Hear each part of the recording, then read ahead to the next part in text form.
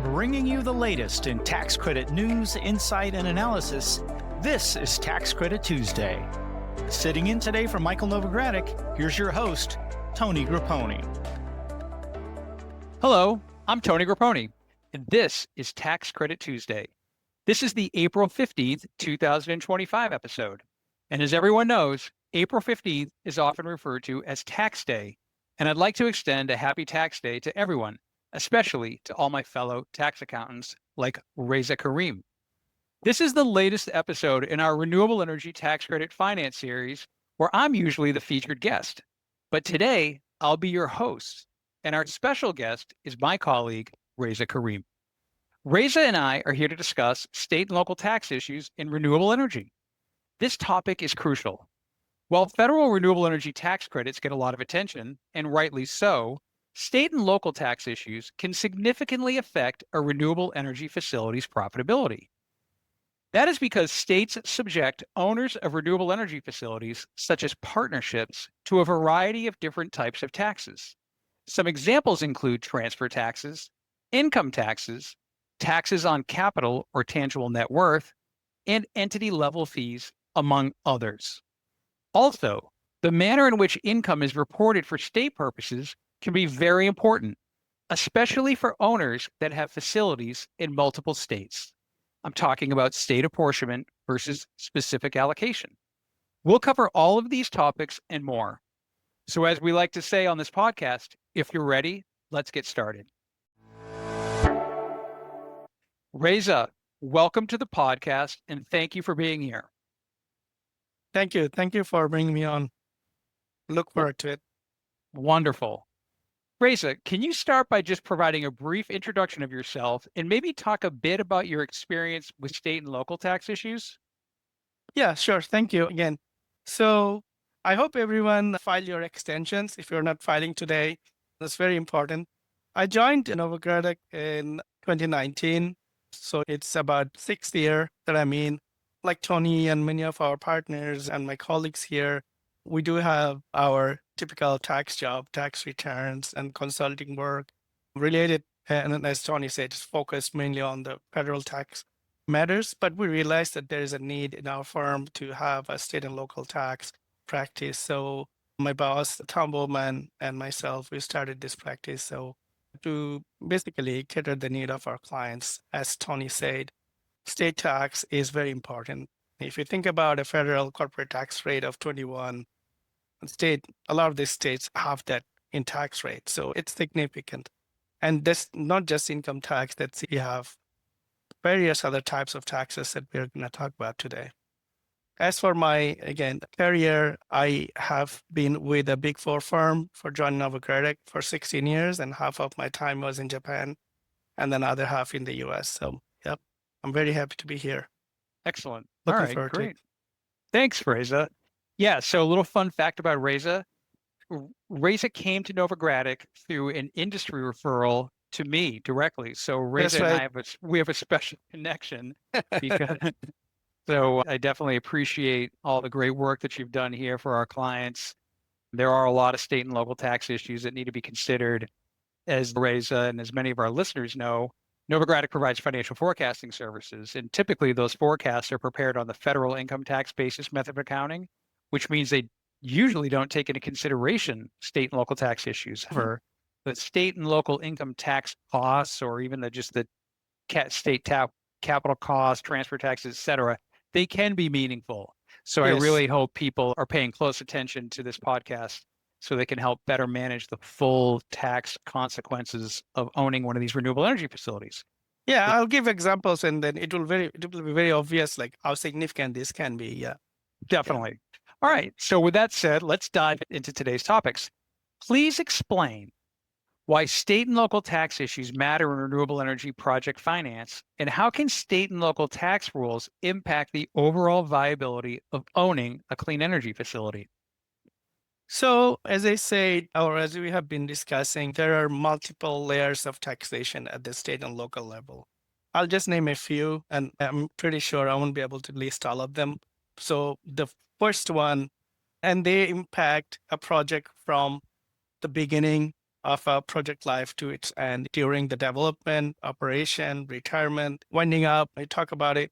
There's state tax involved. So, that can be a sales tax. So if you're in a 6% state of sales tax, and if you have like $100 million of equipment, that's $6 million. And now, in renewable industry, we say, oh, is it exempt? Is it not exempt? That's what we need to figure out. That's one. The other one is property taxes. So personal property is taxed in many of the states. And I can give an example of Ohio here. They have a pilot 7 to 9,000, 100 megawatt project, 9,000 per megawatt per year. It's 900,000. For a solar project, that's probably one of the single biggest cost item for operating the project. So like that, and we also have the income taxes. We have transfer taxes if you're exiting deal, etc. And then in all of these things that can be very significant, for a project.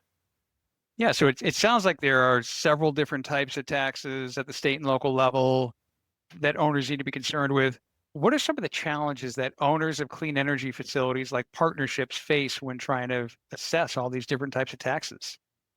I think it's the lack of guidance or not knowing where to look or keeping up with the legislation. And if you think about it, some of these taxes are at the county level or at the district level or the state level, and that the changes are constant. And then you have 50 states, and then you have I don't know how many thousand counties within them, and then everybody is trying to work on to be honest, getting more revenues for their localities, right? So I think keeping up with the rules, keeping up with the incentives, the states, they compete with each other to attract like investments. So I think the challenges for my clients is that not knowing enough, because you may be quite familiar with California rules, but then those rules may not work in Texas at all, say in terms of sales tax or property taxes, or let's say depreciable life or property valuation, etc. Those changes quite often as it moves across land in the US.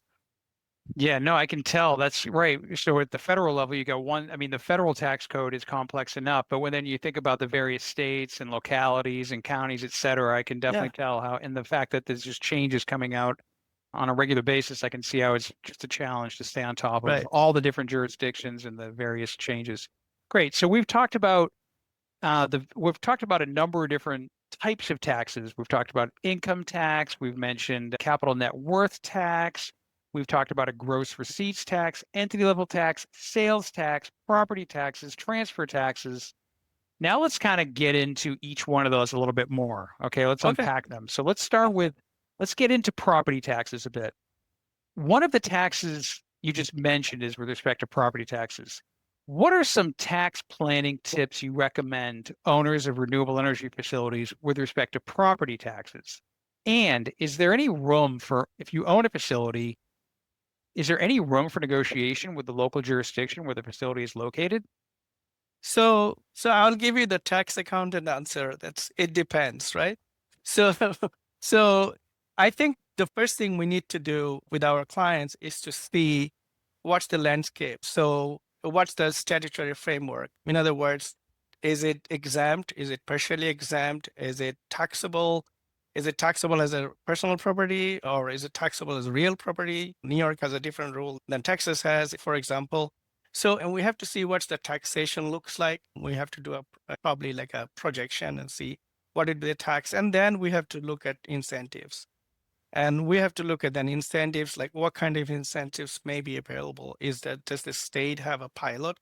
Does it have a TIF system? Does it issue bonds? Many different things. And then the next step, I guess, is to see who has the authority to allow those incentives. Is it the state and it's binding on the counties, or the state gives you the framework and it's up to the county that approves it, or they have to be interested in it, and then you can proceed with that kind of incentive. Texas has value limitation agreements, and a lot of these are, for example, really up to the county to allow or disallow them.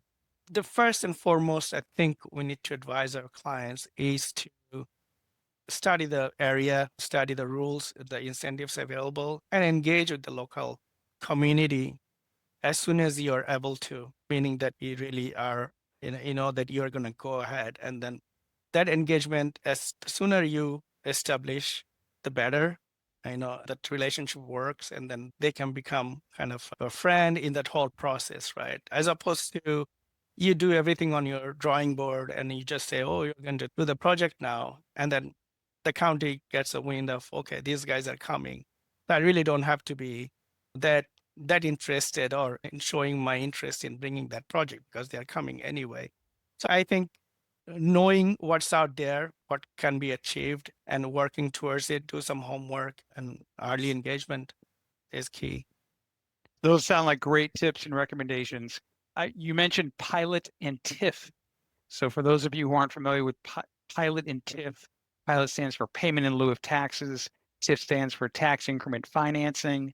That's right. And so, yeah, so a lot of acronyms in partnership finances and renewable energy partnership finance as well. So, all right. So I'm glad you mentioned pilot agreements because we actually do see them quite a bit in renewable energy transactions. Yep. And so the way you might see a pilot agreement is where a facility owner went to the town where the facility is located and they agree to what's called a pilot agreement. That stands for payments in lieu of taxes.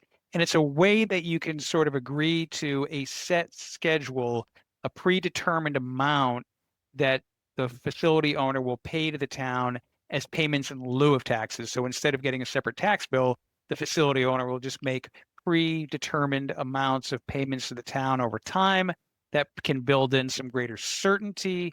Maybe that can even lead to some savings.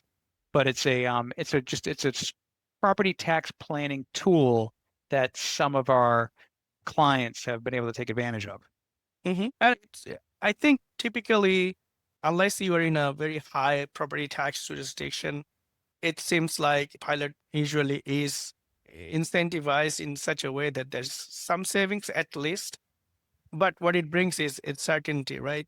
It's like you know how much you're going to pay. And I mean, we can go on for hours talking about different states, but you know, that's pilot can be state structured and local approved, or it can be like set by state that, okay, all energy companies or renewable energy is going to pay a per megawatt tax, and regardless of what, you know. So again, those are things that before you go into a state, you need to kind of understand how the landscape is set. That's great. Thanks, Reza. Those are really great tips and recommendations on property taxes. Now let's turn our attention to sales taxes. What can you tell clients and the listeners about considerations they should take into account when thinking about sales tax issues? So, yeah, I think at the beginning we talked about how sales tax can be significant, right? Especially when acquiring for the equipment for the projects. So sales tax is imposed as on the consumption of personal property. And many states in the US incentivizes the renewable industry or like energy facilities in general or manufacturers to come to their state, and then there are usually exemption available. The exemptions can be manufacturing exemption or like an industry specific, like solar or wind specific exemptions. But we cannot say, oh, everything is exempt, because a lot of the time there is usually carves out. They say, okay, only this type of equipment is exempt and the rest are not. So I think planning is necessary to understand what is exempt and what is not exempt. And then, you know, how our clients can basically take advantage of those exemptions available, what forms are necessary, whether they need to register it in the state for sales tax purpose, what does it mean? So those are the kind of consultation we can provide. There's another thing I can give you like a specific example in California. California has a partial exemption, but a lot of our clients do not know that that exemption is actually capped every year up to 200 million. So it's a calendar year that the clock resets in the following year. So there are nuances like that they need to navigate, and we can assist on those. Okay. Does that answer your question? Yeah, no, that's excellent. Yeah, basically, yeah, you've just helped to shed some light really just on the complexity of sales taxes and how you can have a variety of different sort of shapes and forms, partial exemptions, cap limits maybe in certain states as well. So I think it's just good awareness for clients. And the other thing is, I think our utility scale clients, they don't really have to think about a sales tax on the other end on the consumption of energy because they're mostly selling to wholesalers. I mean, there are documentations required, but they don't really um, have to collect taxes because they're not selling to ultimate consumers. But I also have clients that are basically supplying power to retail customers or residential customers. And again, this is the complexity. The tax applies the state, local, city, school district level, and some of them are in some states they are organized and administered by one entity, but in some other places it's multiple entities. So it becomes very complex. So whenever there are challenges like that, I think we can help. Yeah. Great. Great. All right, good. Now let's turn our attention to use taxes. So we talked about sales taxes. Oftentimes when people think about sales taxes, the next thing they think about are use taxes. That's right. And so let's talk about it in the context of storing equipment. For example, some of our clients store safe harbor equipment in a state other than the state where the facility is going to be built. Right. In your experience, would this result in additional sales or use taxes and thus might give rise to what it almost appears as though like a double taxation on the same equipment? Once when the equipment is purchased and then again for the storing or use of the equipment? Yeah, so that's an excellent question. And by the way, I wanted to say like use tax and sales tax is basically two sides of the same coin. So use tax applies when you don't pay sales tax or your seller does not collect sales tax from you. You are responsible to pay the use tax. Now, the interesting part, as you pointed out, Tony, is that storage is considered use in a lot of states. In their statute, they would say consumption or use or storage is considered taxable sales. So you are right that if I am storing equipment in one state and then ultimately I'm not sure what I'm going to do with them, which products it's going to go to and in which state, it becomes a challenge because then technically you are subject to tax in both states when you're storing and then when you're ultimately using it in another. So we help clients navigate, and usually a lot of our clients would use like a purchasing entity wholly owned. That entity would just buy and sell and they would claim reseller exemption in the state of storage, and then that entity will then commit or resell it to the project entity ultimately when you know where the equipment is going. The challenge or an additional complexity is that some states do have inventory taxes. So you saved yourself from use tax on storage, but then again, if you store inventory in a state that has inventory tax, then now you have to navigate the implication of that. Again, so you can do a free report exemption whereby you put your stuff in a public warehouse and there are rules, there are days limits and so on. So I think navigating those is a challenge and we can help with that. I did some projects where the clients were basically looking at 5 or 7 states where they can store, and we just have to say, this state looks better, at least from sales and use tax perspective or overall state and local tax perspective. And we're going to talk about Nexus. I know sometimes keeping inventory can trigger Nexus too, right? So you have to look at all of these together and make sure you're in a place that's most tax efficient. Excellent. Great insights. I love it. Okay, so far we've talked about property taxes, sales taxes, use taxes. Now let's talk about tax credit transfers. Reza, as Section 6418 of the Inflation Reduction Act provided the option of tax credit transferability. Transferability allows the owner of a qualifying facility to sell some or all of the tax credits to a third party. Now, the tax credit sale proceeds are tax exempt at the federal level, but the question is, how are tax credit transfer sale proceeds treated for state tax purposes? So I think the easy answer for some states, first you have to look at the conformity. So by conformity, I mean whether the state starts its taxable income, starting point is the federal taxable income. That means whatever it is, I'm basically diluting it down to make it very easy, right? So whatever your taxable income is, your state taxable income starts from there. So If it is exempt for federal tax purposes, it is exempt for state tax purposes. Now, not all the states have conformity. The conformity can be two types of conformity. One is automatic. It basically follows the federal. Whenever there's a change, it follows the next January, or the session is called and then they pass it. Another is they basically static. Every couple of years, every few years, they would conform. Unfortunately, California one is stuck in 2015, right? So we have states like California that are usually not conforming to the federal developments in recent years. So 6418 came in 2022. Last conformity, California is, I believe, 2015. So those are the states that we have an issue with. The second thing that comes to my mind is some states that are non-income tax, right? They are receipts tax, like Nevada and then Ohio and Texas. So you have to look at, Texas follows federal income, so I think Texas is safe. But there are other types of taxes, and how 6418 is interpreted for those receipt-based taxes, right? So I think in all of these, we basically have to review, maybe get professional opinion, tax opinion and stuff like that, look into the definition of business income, non-business income, and then whether it's allocable to domicile or whether it's apportionable.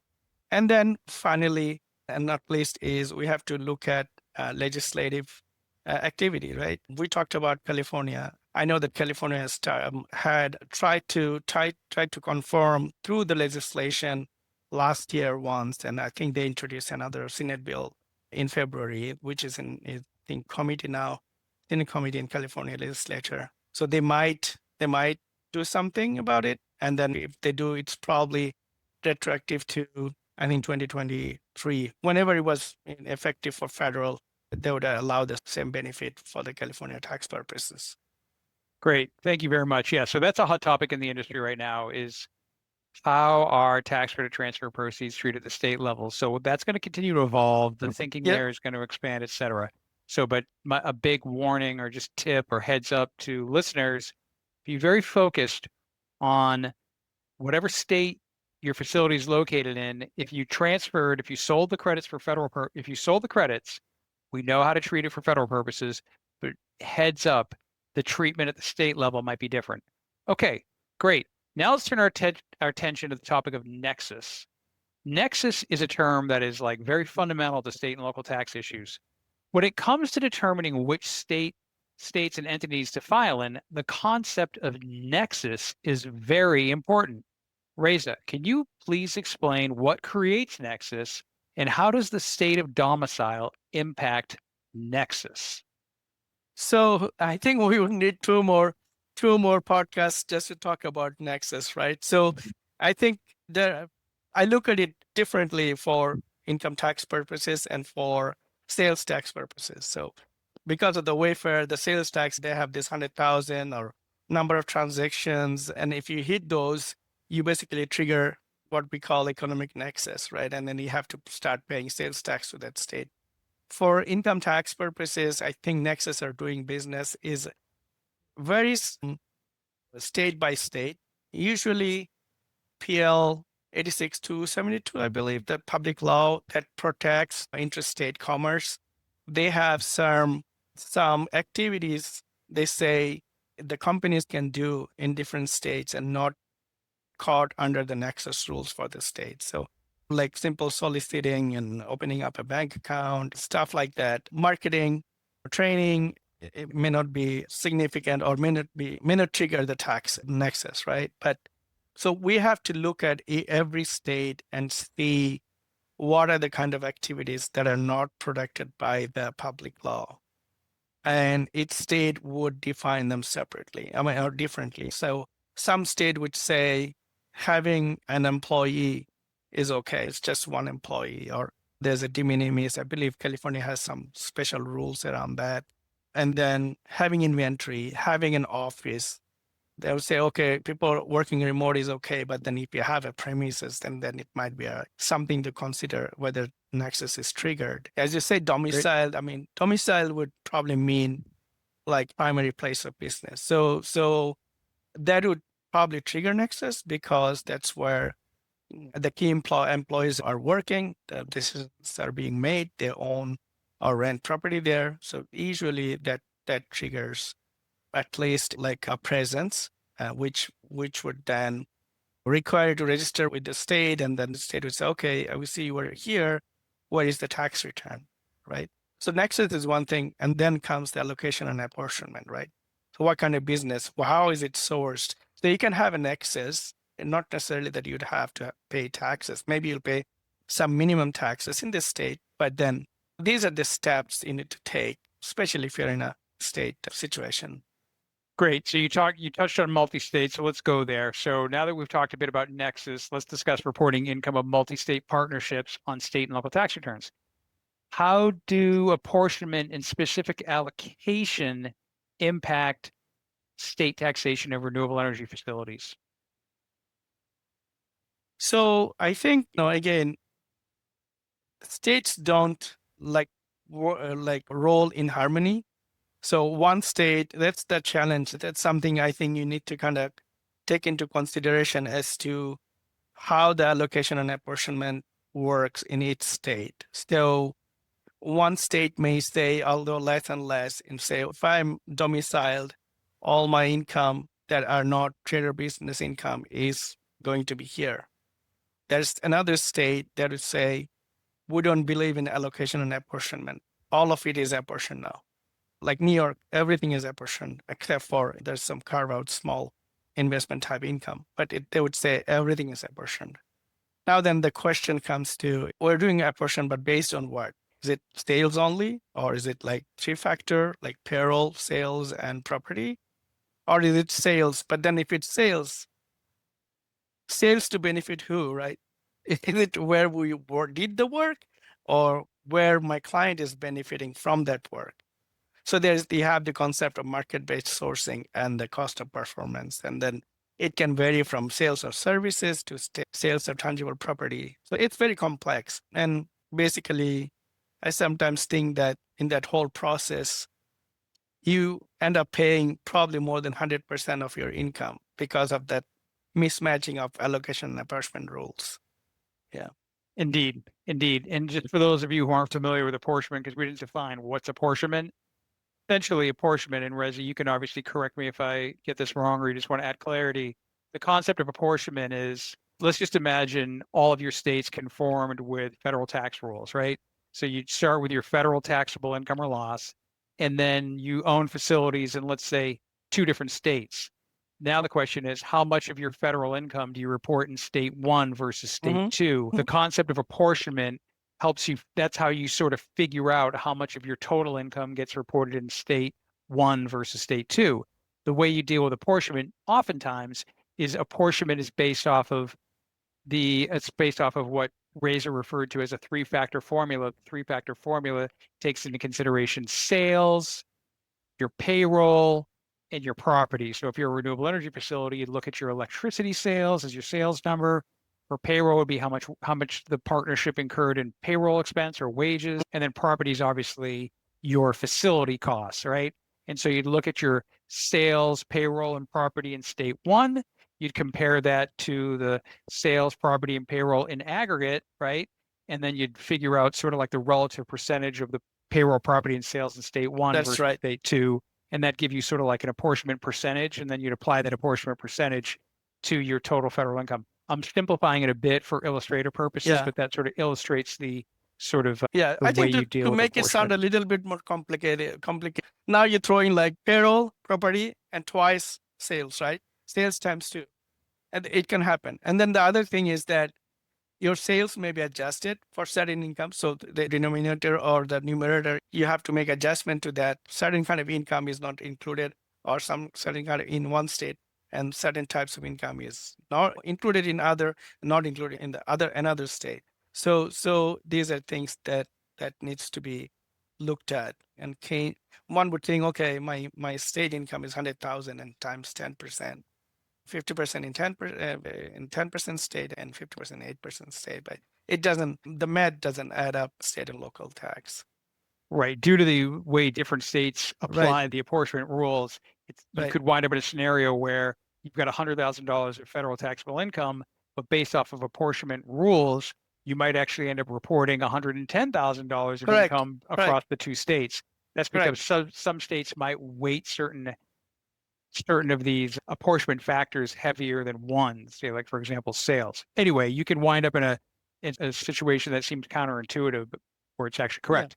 Great. Yeah. So now let's imagine you have positive taxable income being apportioned to a state, which creates income tax at the state level.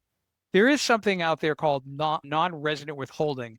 Reza, can you explain what is non-resident withholding and how can that help or hurt really owners of renewable energy facilities?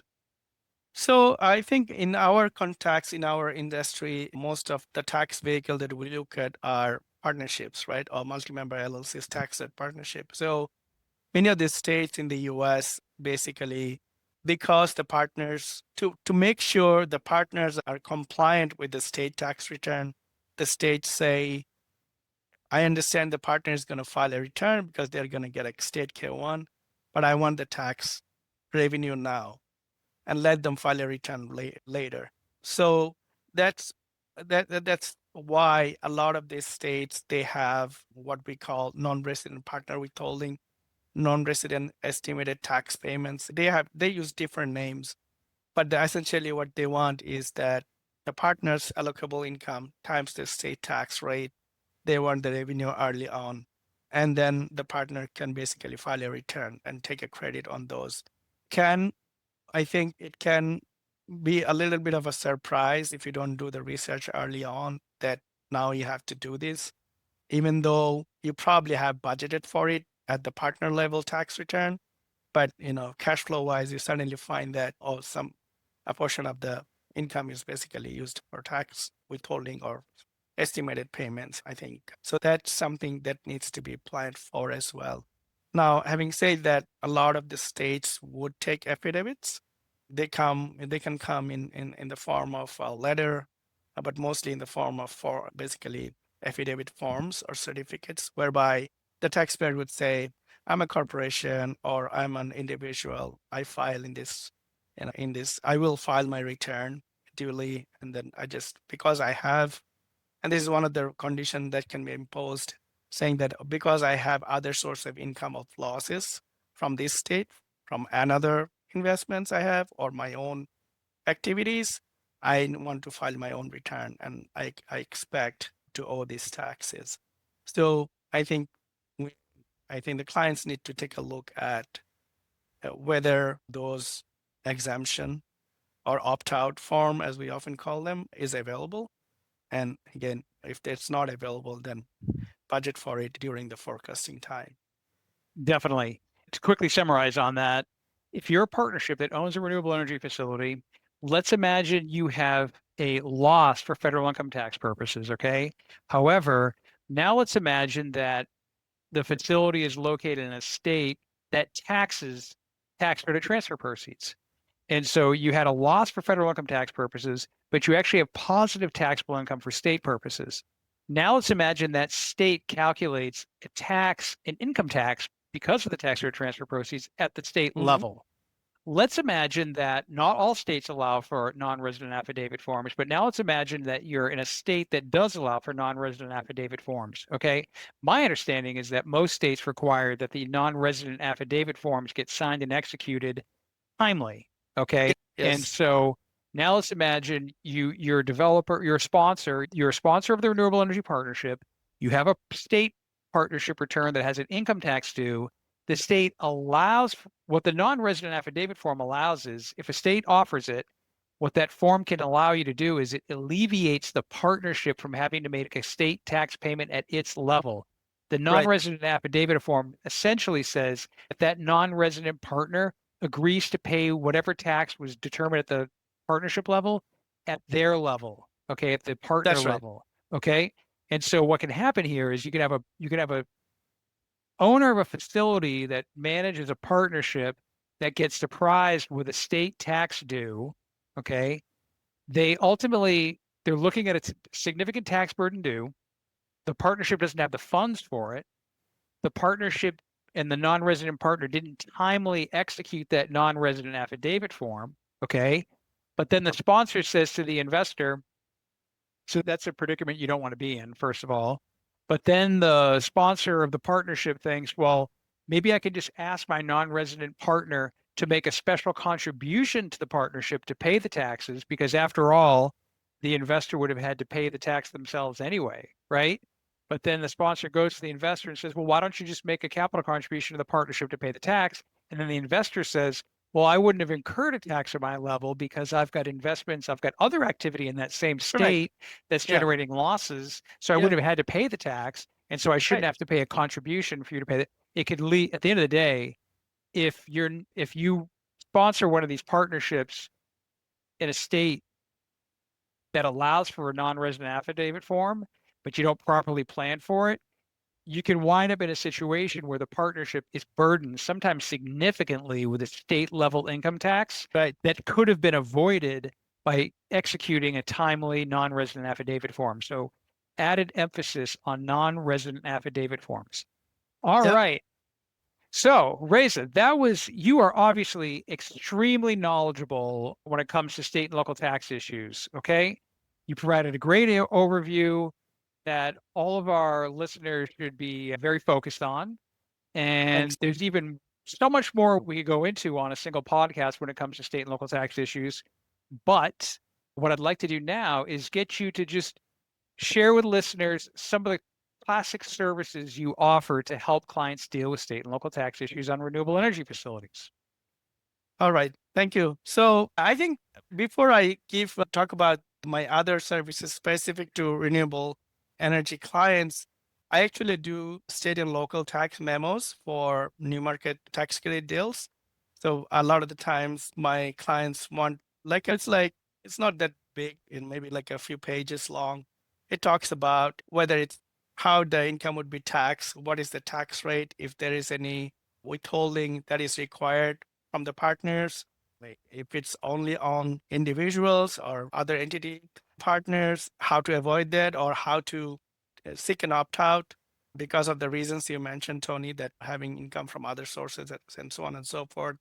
What additional states they need to file because they have partners. Let's say if you have a New York partner, you have nothing to do with New York, you still have to file a partnership return in New York. A lot of the time people are not aware of those or do not realize them. So anyway, so that's something our renewable clients can consider especially if they're on a big project and they want a salt memo on specific income taxation that can be done.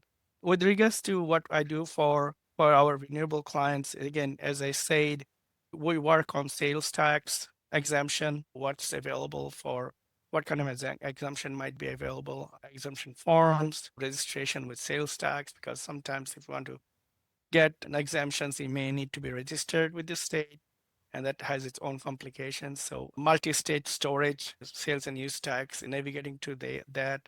I do property tax projection, 35, 40 year, whatever project life.